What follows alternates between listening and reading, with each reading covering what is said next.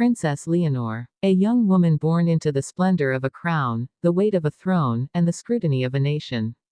To the world, she is Spain's future. But to herself, she is still a daughter, a sister, and above all, a woman longing for love. Yet beneath the glittering crowns and grand ceremonies, a haunting question lingers in the silence of her chambers. Do they truly love her for who she is? Or are they bound to her by attachment, duty, and expectation? Because here lies the contradiction. The world cheers for her smile, for her poise, for her every graceful step. But when the applause fades, who remains by her side out of genuine devotion, and who stays because of the palace walls and what she represents? And this is where the story begins, the tension between love and attachment. Between freedom of the heart and chains of tradition. Leonor's life has been a stage, and on that stage every relationship is magnified. The warmth of her father, King Felipe, the protective watch of Queen Letizia, the sisterly bond with Sofia, all beautiful, yes, but shaped by duty. Even in love, the lines blur. Does her partner see Leonor, the woman, or Leonor, the crown princess of Spain? The question of love versus attachment is not just hers, it is universal. But in her world, the stakes are far greater. A monarch's choice in love is never just personal. It is national, historical, political.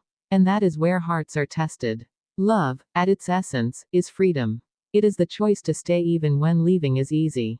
It is the unshakable bond formed not by expectation, but by truth. Attachment, however, is tethered to need, to convenience, to what someone offers rather than who they are. For Leonor, the danger is clear. Many will approach her with devotion in their eyes, but their devotion may be to her crown, not her soul. Think about it. 4 years, nearly 1,760 days, of love with Prince Christian of Denmark. To the outside world, it looks like a fairy tale written across borders. Spain and Denmark, two monarchies united. But behind the curtain, what does Leonor ask herself at night? Does he love her, her laughter, her vulnerability, her humanity? Or is his affection partly tied to the vision of what they could be together on the world stage? The palace whispers of alliances. The newspapers speculate. But love, true love, is not proven in grand gestures or royal announcements.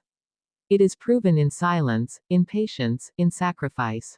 Leonor knows this, which is why she wrestles with the truth in private. This is the curiosity that grips us all. Because who among us hasn't wondered, does someone love me, or do they love what I give them? For her, this question echoes in the halls of Zarzuela Palace, in the quiet moments before the world sees her smile. Let us take you deeper. Into Leonor's childhood, where love was safety. Into her teenage years, where attachment began to take root in friendships built under the watchful eye of royal protocol. And now, into her early adulthood, where the dividing line between true affection and bound obligation grows ever sharper. Every hug from her family, genuine, but also framed by the unspoken truth that she is Spain's hope. Every kiss from her suitor, sweet, yet shadowed by the reality that her future is not just her own. Now pause. Imagine her at a royal dinner, eyes meeting those of her partner across the table. Cameras flashing, ministers smiling, the entire hall waiting for a signal that their bond is strong. And yet, within her, a quiet storm brews. Is this love, or attachment? If the crown were gone, would he still stay? Would anyone? This is the paradox of royalty. Love and attachment blur until they become nearly indistinguishable. Only time, trials, and sacrifice reveal the truth. For Leonor, the test is coming. In the days leading to her wedding, millions of flowers will decorate Spain. The bells will ring. The crowds will weep with joy. But the most important question will not be answered by the ceremony. It will be answered by what comes after. When the crown's weight bears heavy on her shoulders, when the world's gaze moves elsewhere, will love remain? Or will attachment crack under pressure? And here lies the heart of the story. Love survives storms. Attachment breaks under them. Love gives freedom. Attachment clings to control. Love says, I see you. Attachment says, I need what you give.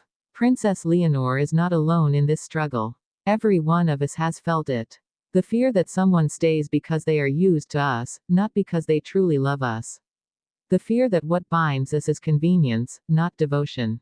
But her struggle is amplified by the throne. Because if she chooses wrongly, her entire nation is affected.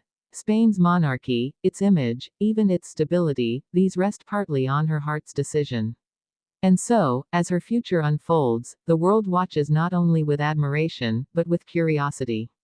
Will she find true love?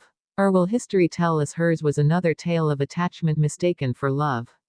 The answer lies not in crowns or ceremonies, but in the quiet moments only she and her partner will ever know. The way he comforts her when she falters. The way he stays present when the cameras fade. The way he loves her not as a queen, but as Leonor, the girl who grew into a woman under impossible expectations.